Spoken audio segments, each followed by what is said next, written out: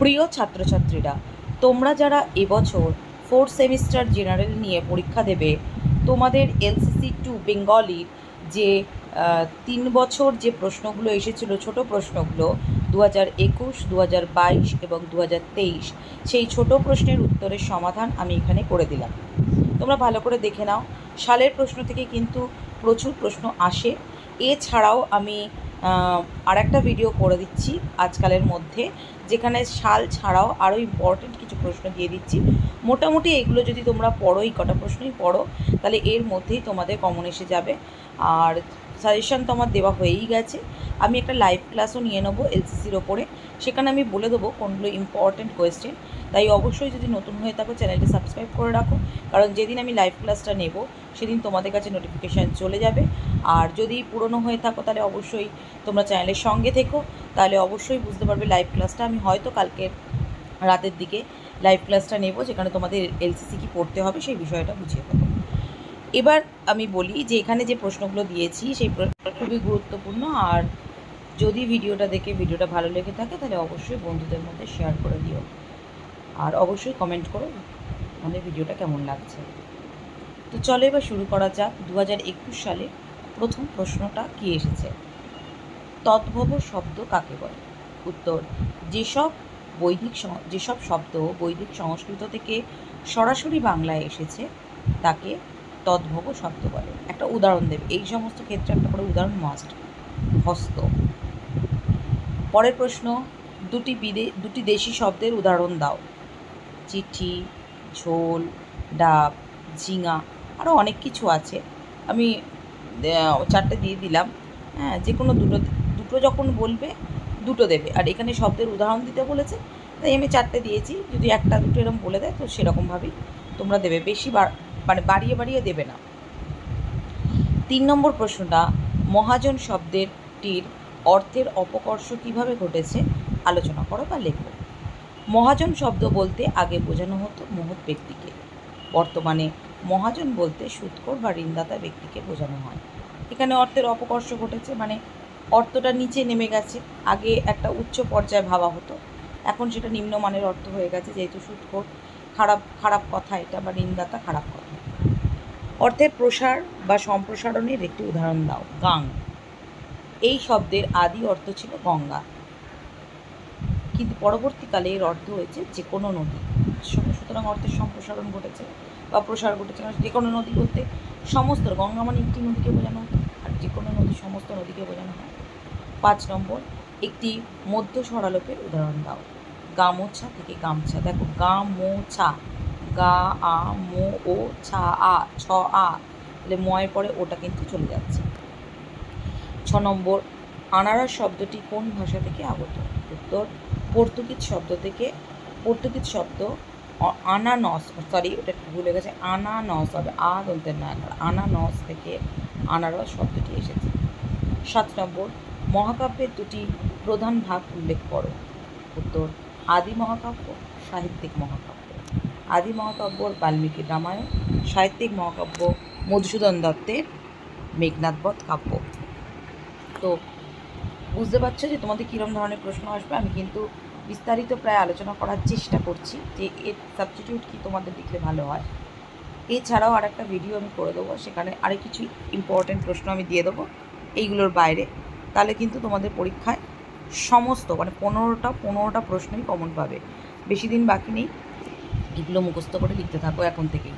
আশা করি তোমরা অনেকটাই উপকৃত পাবে। এবার চলো দেখা যাক 8 নম্বর প্রশ্নটা তোমাদের জন্য কী আছে।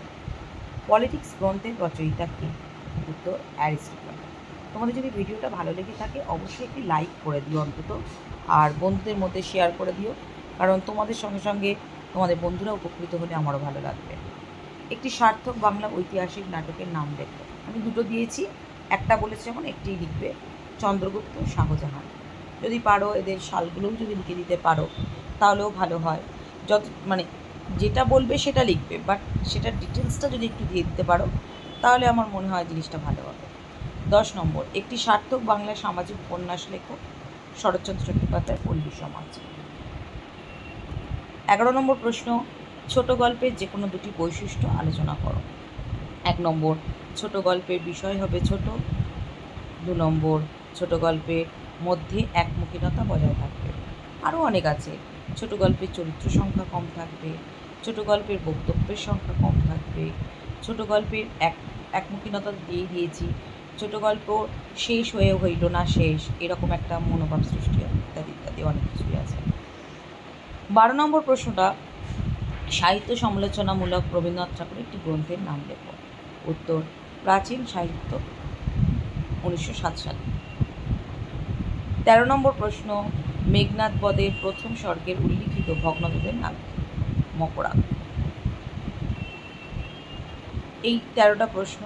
এবার আর যে দুটো প্রশ্ন আছে সেটা নিয়ে আমি আলোচনা করছি। তোমরা তাহলে বুঝতে পারছো যে কীভাবে তোমাদের পড়াশোনাটা করতে হবে। 14 নম্বর প্রশ্ন, দশাননাত্মক শব্দটি অর্থ কী তার নাম লেখো।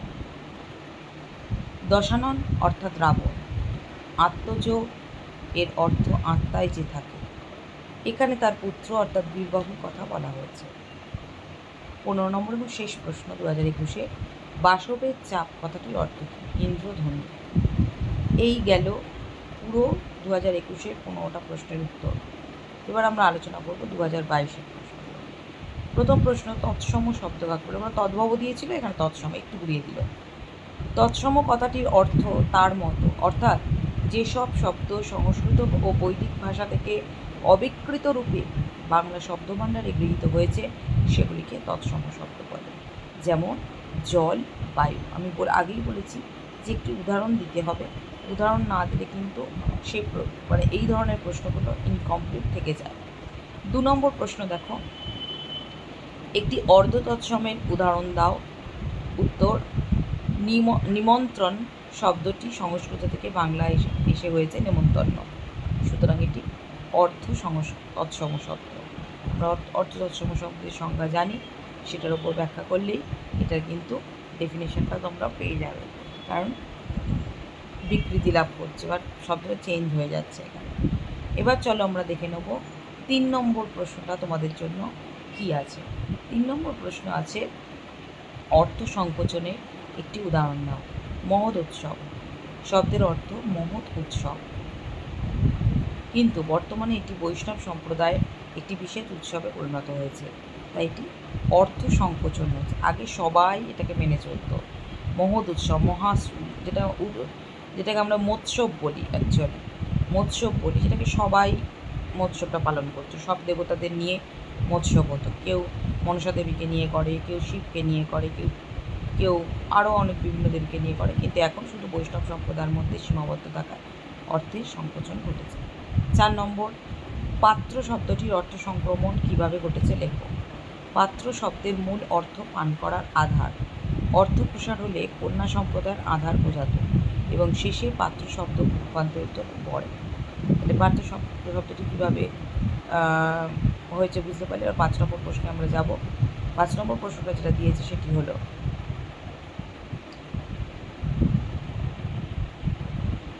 করিয়া কইরা করে কি জাতীয় ধ্বনি পরিবর্তন। খুব ইম্পর্টেন্ট প্রশ্ন এটা, অপিনিহিতি। ঠিক আছে, করিয়া থেকে কইরা, কইরা থেকে করে, এটি অপিনিহিতি পরিবর্তন, এটা ধ্বনি পরিবর্তন থেকে তোমরা পাচ্ছ। বড় প্রশ্ন কি করতে হবে, আমি ল্যাব ভিডিওটা করব এবং সেখানে আমি বড় প্রশ্ন, ইম্পর্টেন্ট প্রশ্ন বলে দেবো, কীভাবে পড়লে তোমাদের সুবিধা হবে সেটা নিয়েও আমি আলোচনা করে দেবো। তার জন্য অবশ্যই চ্যানেলের সঙ্গে থেকো, অবশ্যই সাবস্ক্রাইব করে রেখো যদি নতুন হয়ে থাকো, এবং বন্ধুদের মধ্যে শেয়ার করে দিও, তারাও অনলাইন ক্লাসে কিন্তু জয়েন হতে পারবে। এছাড়াও আমাদের তো মেম্বারশিপ আছে, সেখানেও তোমরা জয়েন হয়ে যেতে পারো। ঘুগনি শব্দটি কোন ভাষা থেকে এসেছে। উত্তর হচ্ছে বর্মী ভাষা থেকে। বর্মী ভাষা থেকে আমাদের এসছে ঘুগনি শব্দটি। এবার 7 প্রশ্ন দেখা যাক। ছোট গল্প উপন্যাসের একটি পার্থক্য লেখো। ছোট গল্প একটি মাত্র মূল বিষয়কে গুরুত্ব দিয়ে দেখানো হয়, কিন্তু উপন্যাসে মূল কাহিনীর পাশাপাশি, একটু ভুল হয়ে গেছে এখানে, প্রিন্টিং মিস্টেক। অ্যাকচুয়ালি আমি প্রিন্টিংটা তো করি না, তো আমার একটু খেয়াল করা হয়নি, প্রিন্টিংটা মিস্টেক হয়ে গেছে, সরি। উপন্যাসের মূল কাহিনীর পাশাপাশি একটি উপকাহিনী থাকবে। হ্যাঁ, একটু ভুল হয়ে গেছে, তোমরা একটুখানি মিক্স ম্যাচ করে নিও, তোমরা এটা লিখে নিও। হ্যাঁ, এবার 8 নম্বর প্রশ্ন, বঙ্কিমচন্দ্রের একটি প্রবন্ধ গ্রন্থের নাম লেখো। উত্তর কমলাকান্তের দপ্তর। একটি সার্থক বাংলা পৌরাণিক নাটকের নাম লেখো। উত্তর গিরিশচন্দ্র ঘোষের বিল্বমঙ্গল। খুব গুরুত্বপূর্ণ এই প্রশ্নগুলো, কিন্তু খুব ভালো করে মুখস্থ করে নাও, খাতায় লিখে নাও। আশা করি তোমরা এগুলো থেকে উপকৃত হবে। 10 নম্বর প্রশ্নটা এবার আমরা দেখব। 10 নম্বর প্রশ্নে কী দিয়েছে।